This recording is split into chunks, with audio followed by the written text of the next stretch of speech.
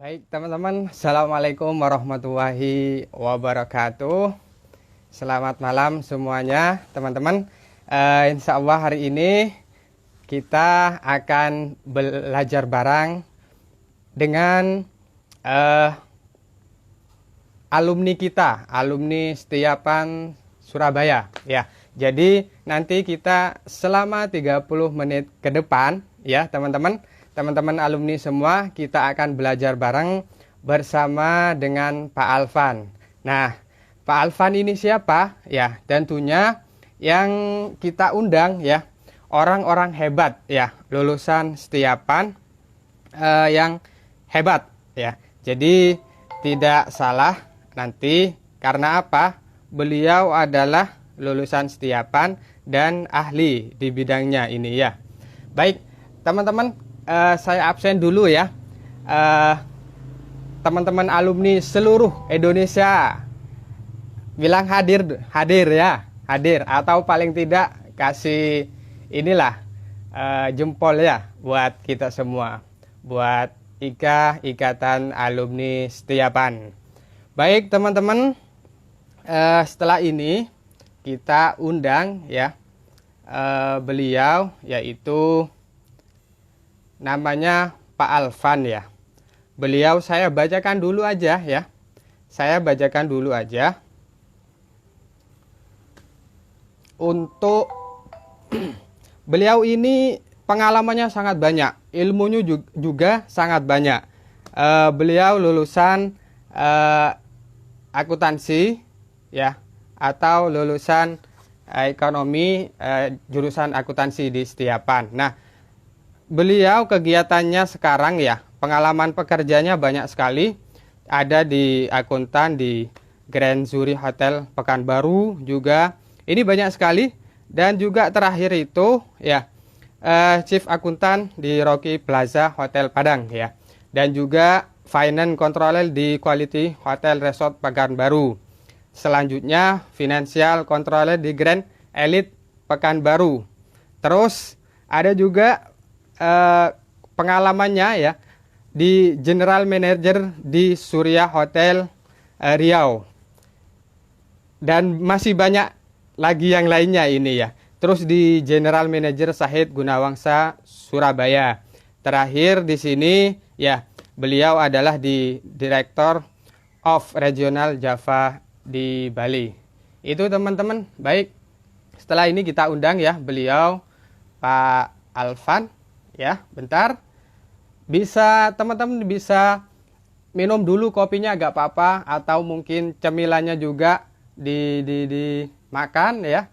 Boleh, gak apa-apa, silakan.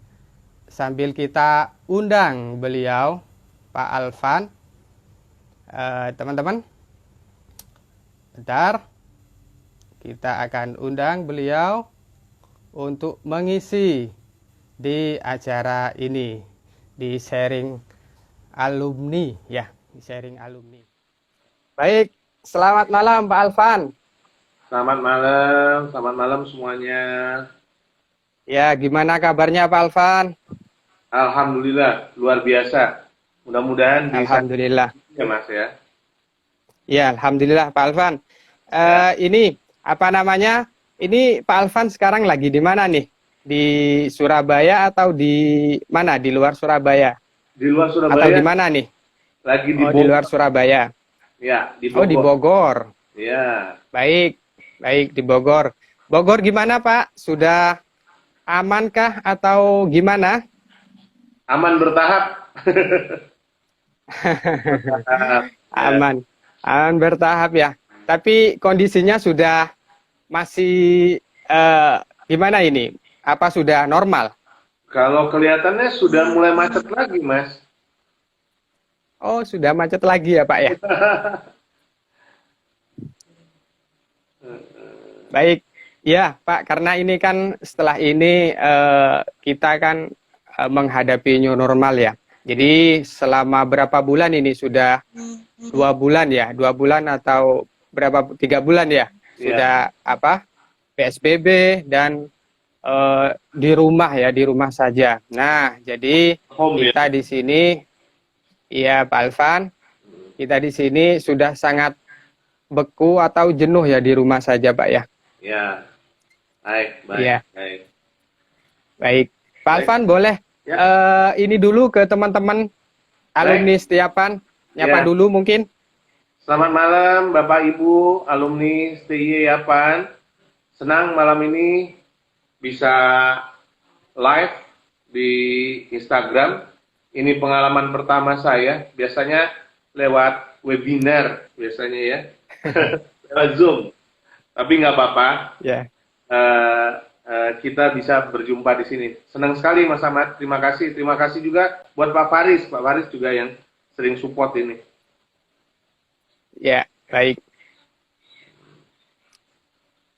Baik, Pak Alvan. Ya. Ini nanti sebelum ke materi, Pak Alvan, saya kasih tahu ke teman-teman. Nanti barangkali ada yang mau ditanyakan ya mengenai materi atau didiskusikan. Ini nanti bisa berbentuk pertanyaan ya atau komentar. Nanti yang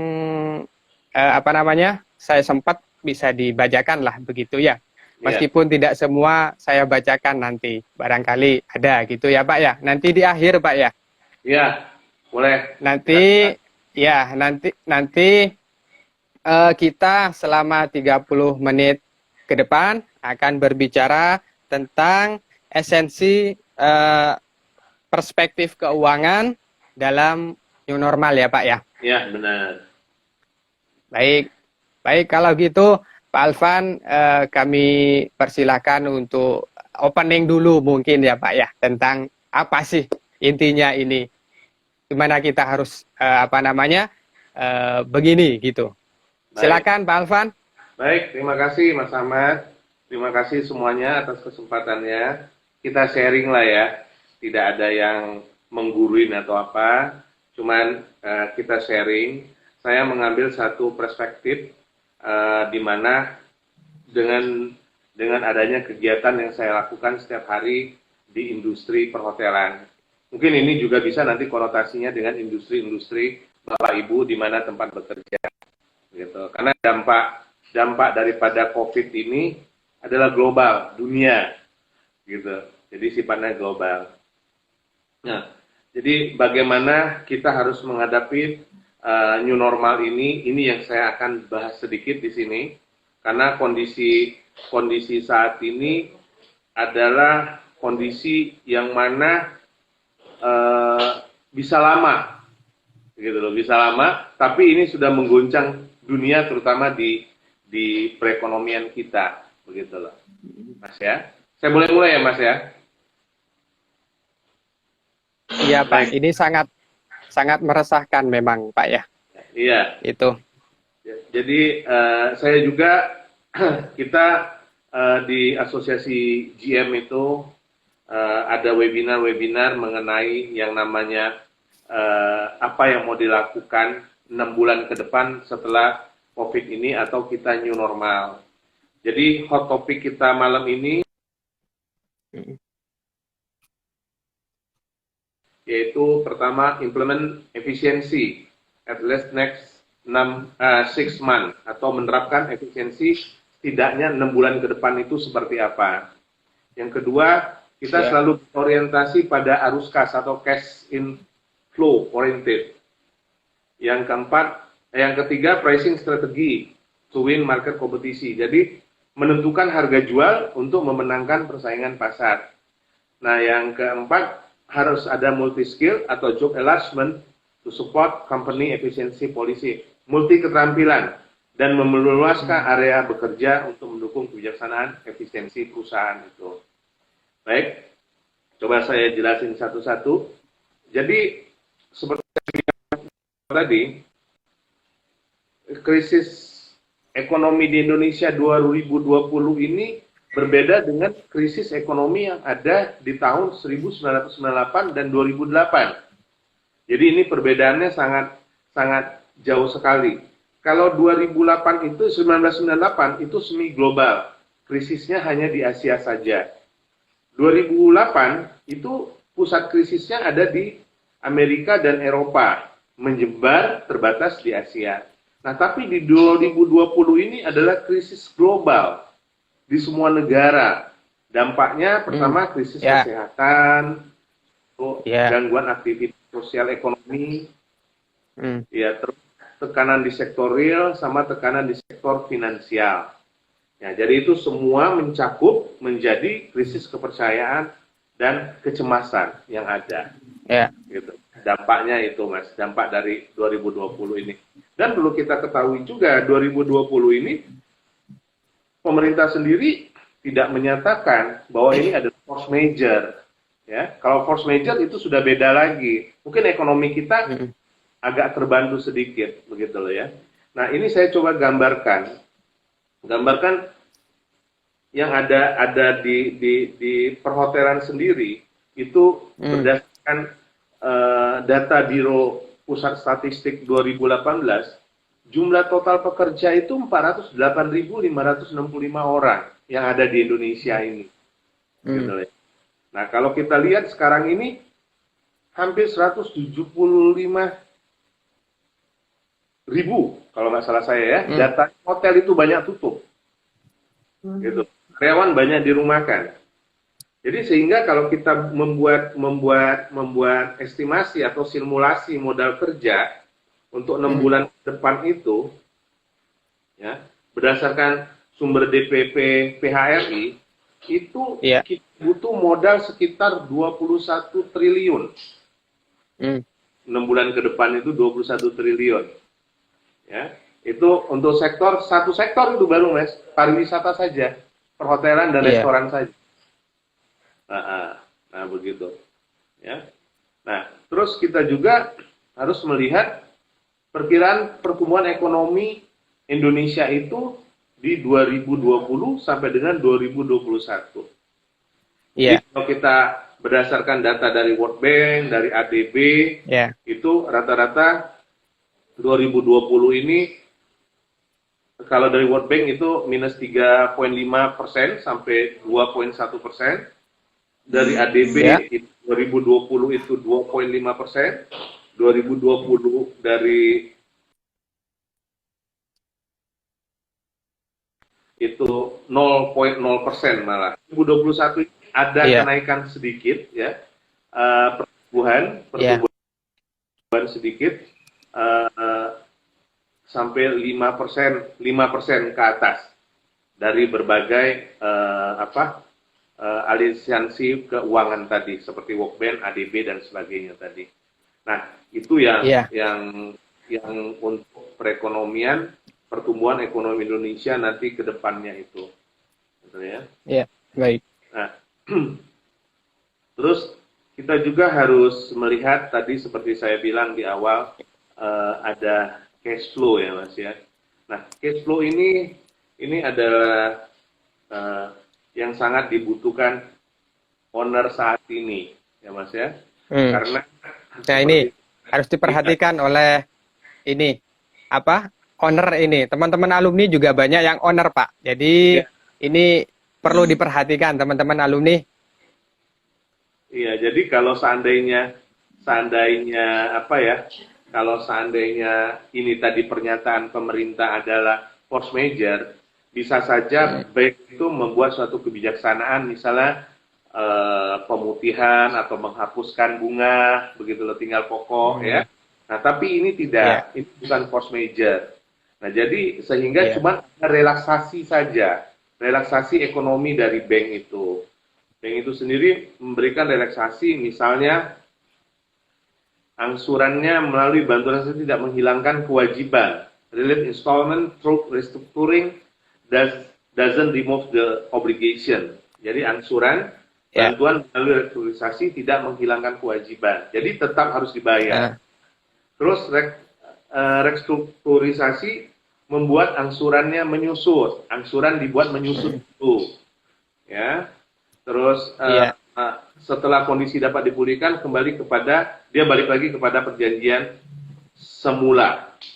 Jadi ini yang banyak dilakukan oleh bank untuk membantu para owner, terutama dalam loan restructuring atau restrukturisasi pinjaman. Jadi biasanya ada penurunan suku bunga, perpanjangan jangka waktu kredit, yaitu pengurangan tunggakan bunga kredit, tunggakan pokok, terus ada juga yang penambahan fasilitas kredit, dan sebagainya. Itu kebijaksanaan masing-masing antara si owner biasanya dengan bank. Ada polisi-polisi seperti itu. Nah, ini juga yang harus diperhatikan. Tapi kita juga harus perhatikan, ini bentuknya hanya relaksasi. Jadi, satu saat ini sudah dalam keadaan normal, ini akan kembali lagi kepada polisi semula. Polisi sebelum terjadi dampak COVID, biasanya begitu. Iya. Jadi ya tetap mengacu lagi kembali ke situ. Nah, itu yang di nomor 2 yang kita melihat harus ada cash flow tadi. Terus yang ketiga lagi, kita harus menentukan pricing, harga jual. Ya, sebelum dilanjut ke poin ke yang nomor 3, Pak ya.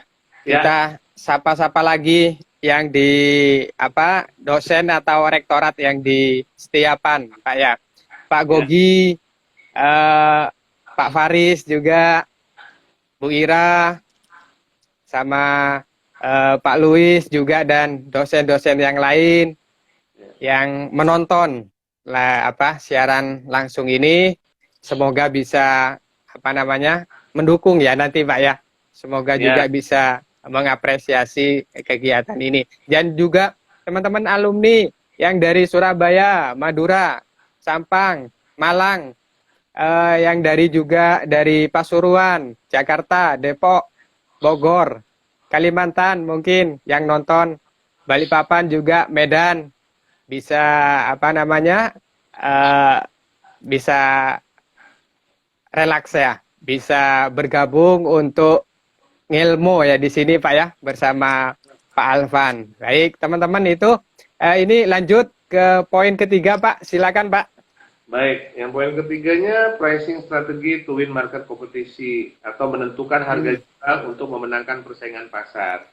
Jadi kalau di dunia perhotelan, Mas, ini kita membuat budget untuk ke depan itu atau 2021 nantinya tidak bisa based on-nya 2020. Harus based on-nya 2019. Itu pun kalau chain hotel dia berani menurunkan itu sampai 30%. Nah, tapi itu tidak berlaku dengan hotel-hotel lokal. Hotel-hotel lokal bisa menurunkan sampai 50%. Karena dampak daripada new normal ini atau COVID ini, dia agak panjang. Kalau prediksi perhotelan itu kita mulai jalan hotel itu diprediksikan itu bulan Oktober. Itu baru mulai jalan. Jadi kita juga harus menentukan harga jual kita itu.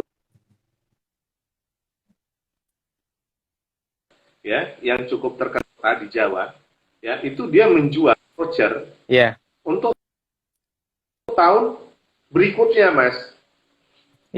Tapi dengan menjual voucher itu untuk tahun berikutnya, apa yang dilakukan? Dia bisa mendapatkan sesuatu yang tadinya tidak menyangka. Luar biasa. Sambutan dari masyarakat, sambutan daripada pengunjung, para customer, baik luar maupun dalam negeri itu membeli voucher itu sehingga dia bisa sekian M. Gitu loh. Dia bisa menjual voucher itu. Nah, jadi ini harga jual juga harus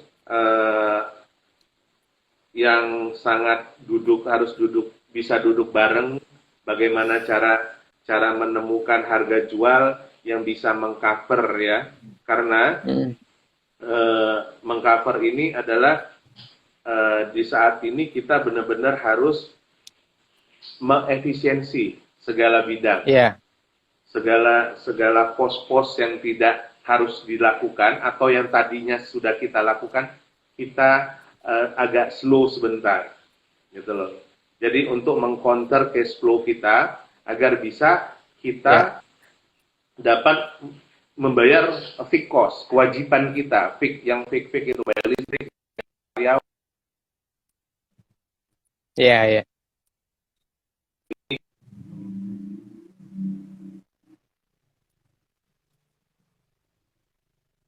Duduk marketingnya. Jadi marketing duduk bareng menentukan harga jual. Jadi harga jual itu juga tidak boleh kemurahan untuk hotel yang bersangkutan dan juga tidak boleh ada di atas rata-rata atau tinggi sehingga orang tidak mampu atau tidak mau menginap di hotel kita. Gitu. Ya. Ya, nah terus yang terakhir ini adalah harus multi skills atau job enlargement, ya multi keterampilan. Jadi sekarang di perhotelan itu sudah multitasking, Mas.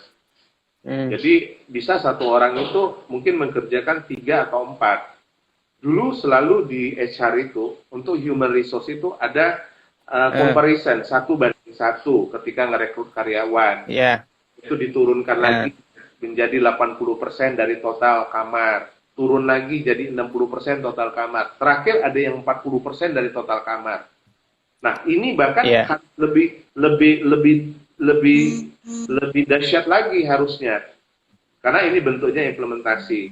Dan selain multi keterampilan, jadi satu orang sudah bisa harus misalnya dia orang accounting, tadinya dia hanya bisa general manager.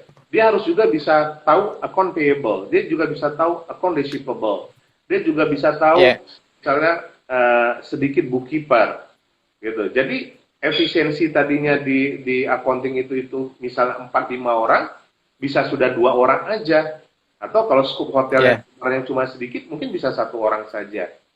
Itu satu. Yang kedua, memperluas area kerja. Jadi orang accounting ini adalah orang administrasi. Dia juga bisa merangkap menjadi HRD. Bagaimana cara menghitung rasionya, bagaimana bayar gaji, servis jas karyawan. Nah, ini dia bisa memperluas area bekerja. Nah, sehingga ini bisa membantu atau mendukung pada perusahaan untuk menjalankan kebijaksanaan efisiensi tadi. Jadi sangat-sangat mendukung sekali perusahaan. Nah, itulah fungsi-fungsi yang kita bahas malam ini, yang hot topiknya malam ini. Ada 4, Mas. Jadi 4 ini Pak, yang harus kita hadapin di new normal tersebut ke depannya. Ya, kalau detailnya sebenarnya banyak, Mas, ya, karena kita juga harus lihat secara komprehensif. Cuman kita harus memandangnya secara makro, ya, dari semua ini, karena ini adalah PR bersama, ya. Pariwisata sendiri sebenarnya adalah sumber devisa, sebenarnya nomor 2 di Indonesia. Tapi saat ini sangat terpuruk sekali. Sudah dibuat berbagai macam, mulai dari selama hotel kita tutup, kita ngadakan work from home. Sudah itu kita seminar-seminar yang dilakukan oleh dinas pariwisata dan sebagainya. Kita juga mengikuti semua pelatihan dari pemerintah dan lokal asosiasi seperti PHRI, YGMA, YGM. Nah, lokalisasi itu kita ikutin trainingnya. Jadi kalau tidak salah saat itu kalau di YGMA itu sudah 13 kali training. Nah, jadi kita bisa memilih training apa saja yang diikutin. Nah, itu Mas Ahmad kira-kira yang bisa saya gambarkan di malam ini, kita berbagi. Jadi sekali lagi saya coba menggambarkan ini dari sektor bisnis pariwisata atau jasa perhotelan. Perhotelan, yang mungkin juga bisa diimplementasikan juga di masing-masing tempat teman-teman atau para alumni, owner, yang sekarang udah jadi owner atau yang bekerja, silakan diimplementasikan. Dan kira-kira kalau seandainya kita bisa diskusi, silakan Mas Ahmad diskusi di luar kita live ini juga tidak apa-apa diskusi dengan saya, karena siap. Jadi biar kita case-nya beda-beda biasanya, dan perusahaan lain, dan company lain, polisinya juga beda-beda, begitu Mas Ahmad. Terima kasih Mas Ahmad. Baik Pak Alvan, ini Pak Alvan, sebelum kami tutup, ini barangkali dari teman-teman ada pertanyaan dari teman-teman alumni. Baik teman-teman, ayo barangkali ada yang mau ditanyakan. Teman-teman alumni dari Surabaya, dari Sidoarjo, Gresik, Pasuruan, Jember, Banyuwangi mungkin, atau mungkin Madura, Pamekasan, Sampang, Sumeneb, Bangkalan, terus ke Jawa Tengah, Semarang, terus ke Jawa Barat, Bandung mungkin, ke DKI, Jakarta, Jabodetabek, Bogor, Depok. Barangkali ada yang mau ditanyakan teman-teman? Yang alumni dari Balikpapan, Kalimantan, ya, Medan, Papua mungkin juga, terus NTT, barangkali ada yang mau ditanyakan, silakan dari Pak Alvan tadi yang sudah dijelaskan ya tentang apa namanya esensi ya perspektif keuangan dalam new normal ya. Dan lebih ke ini tadi, ke perhotelan dan pariwisata ya, biasa. Jadi itu teman-teman, barangkali ada yang mau ditanyakan? Ini Pak, ada Pak. Bentar Pak ya. Bentar, ini ada pertanyaan dari Mas Yudi Humairah. Dalam era new normal, masalah ekonomi masyarakat dan company yang terdampak COVID, menurut Bapak, apakah tidak bisa negara mencetak uang sebanyak mungkin untuk dibagikan manfaatnya? Gitu, Pak. Bisa langsung dijawab, Pak? Langsung diskusi. Kalau ini pertanyaannya ke negara, Pak ya. Ya. Jadi, kalau ini saya kalau masyarakat company dalam komitmen menurut Bapak, apa tidak bisa negara mencetak uang banyak mungkin untuk dibagikan manfaat? Ya, balik lagi ke Mas, ke prosedur ya, ke polisi daripada pemerintahan, karena sebenarnya dari ekonomi kita juga itu sudah menghitung Mas, ya, ke depan itu berapa angkanya yang sudah dikeluarkan berapa, terus pinjaman kita ke negara lain itu seperti apa. Gitu loh. Nah, jadi untuk pertanyaan Mas Yudi mungkin ya, Mas tadi. Ya, Mas Yudi. Pemerintah ini, karena kita ketahui sendiri ya, kebijaksanaan ini masih sering berubah-ubah ya. Karena COVID ini emang begitu sifatnya. Jadi cuman di new normal ini kita harus jalani, kita harus hadepin. Jadi strateginya ke depan itu terhadap perusahaan sendiri apa yang mau kita lakukan. Nah inilah kira-kira tadi Mas. Itu aja Mas dari saya. Makasih. Ya Mas Yudi sudah terjawab ya Mas ya. Mas Yudi yang punya akun Yudi Humayroh. Ya, yang kemerah-merahan. Itu kita. Baik teman-teman alumni atau mungkin yang dari luar ya. Yang dari luar, di luar alumni, atau mungkin ada mahasiswa di sini, mahasiswa Setiapan yang bergabung, silakan kalau mau bertanya, ya bisa langsung ditulis di komentar di bawah, nanti saya bacakan untuk pertanyaannya, ya. Ayo silakan. Ini Pak, ada lagi dari Tuti, ya, Miss Tuti. Baik, ini pertanyaannya adalah ini pertanyaannya adalah protokol kesehatan buat hotel kan membutuhkan biaya. Kira-kira supaya hotel tetap survive, kiatnya gimana Pak? Ya. Jadi kalau protokol COVID atau protokol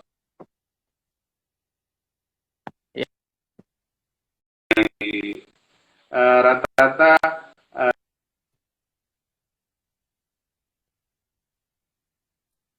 jadi ada hotel, kami waktu itu dibuat bagaimana hotel itu tetap melayani tamu, tapi dengan catatan tidak boleh berkumpul lebih dari 5 orang. Jadi untuk grup sendiri kami tidak terima. Nah untuk kamar sendiri sebelum tamu masuk itu harus disinfektan. Ketika tamu masuk check-in, biasanya di security sudah menjaga atau bertanya waktu itu ya, ibu dari daerah mana. Kalau seandainya dia zonanya zona merah, itu tidak bisa masuk hotel. Baru setelah itu cek suhu badan. Nah, di setiap area, di setiap tamu berkunjung, baik di restoran, EVO dan sebagainya, kita siapkan uh, dishwasher atau washing untuk membersih tangan, hand soap. Hand soap itu. Ya, hand sanitizer itu. Ya, hand sanitizer. Itu kita siapkan di mana-mana. Nah, jadi protokol itu sudah tertera di setiap bagian. Itu dari waktu penerimaan tamu check-in dan penerimaan tamu check-out. Nah, untuk karyawan sendiri, kita juga siapkan dengan masker segala macam. Dan jarak juga sudah kita tentukan. Jarak tempat duduk sudah kita tentukan. Jadi, memang harus benar-benar. Nah, intinya, kolam renang belum bisa kita buka. Nah, itu Mas yang bisa sampaikan. Baik, itu jawaban dari Pak Alvan ya. Ada lagi teman-teman yang mau ditanyakan dari teman-teman alumni atau dari luar? Ya, ini apa mengenai setiapan. Barangkali ada yang dari luar ya, atau ada saudara kerabatnya, ada yang mau kuliah ya, kuliah S1 maupun S2. Kayaknya Pak Alvan ini mau S2 ya Pak ya? Iya. Nanti bisa di setiapan Pak kalau mau lanjutkan S2 lagi ya. Ini apa namanya, barangkali ada kerabat ya, anak atau saudara yang mau kuliah, bisa langsung di online ya, pendaftaran online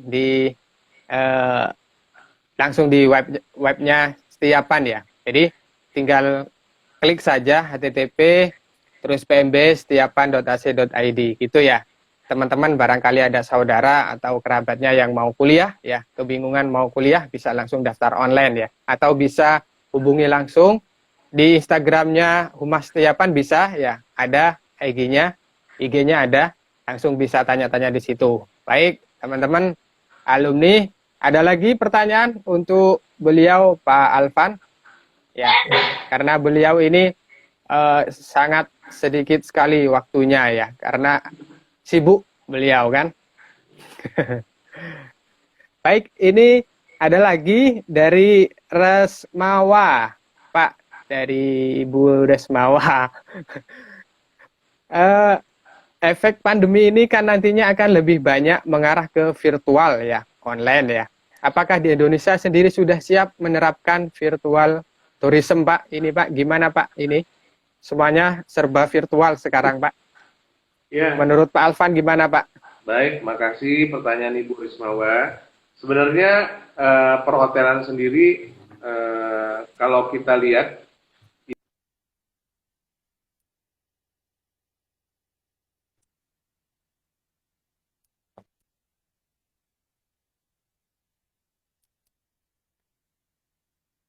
travel agent. Jadi kita sudah berupaya, jadi hotel itu sudah berupaya untuk melakukan transaksi, semua transaksi itu melakukannya melalui virtual. Jadi dia pesan kamar lewat handphonenya, dia membayar juga lewat handphonenya, sehingga ketika ini pun dia tinggal check-in saja. Dan ngambil kunci di FO, terus ketika check out bisa ditinggalkan saja atau melapor check out ke FO. Jadi untuk perhotelan sendiri pada umumnya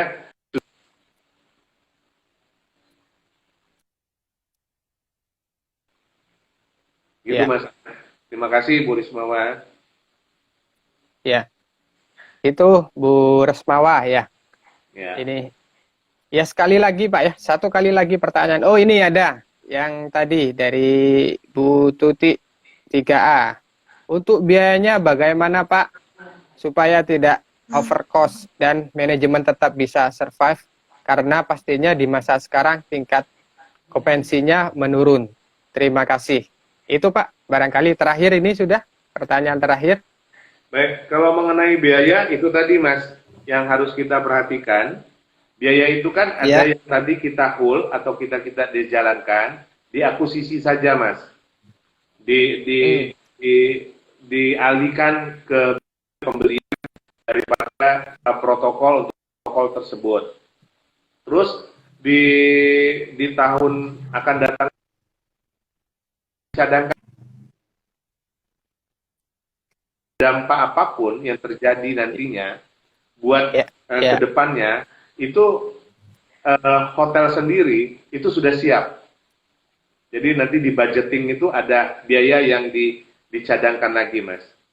Jadi biayanya mandiri, pure dari hotel sendiri, dan kita akomodir itu sekian persen daripada total revenue untuk biaya pembelian alat-alat COVID. Ya. Itu Bu Tuti barangkali terjawab semua, dan teman-teman yang sudah bertanya, terima kasih atas pertanyaannya.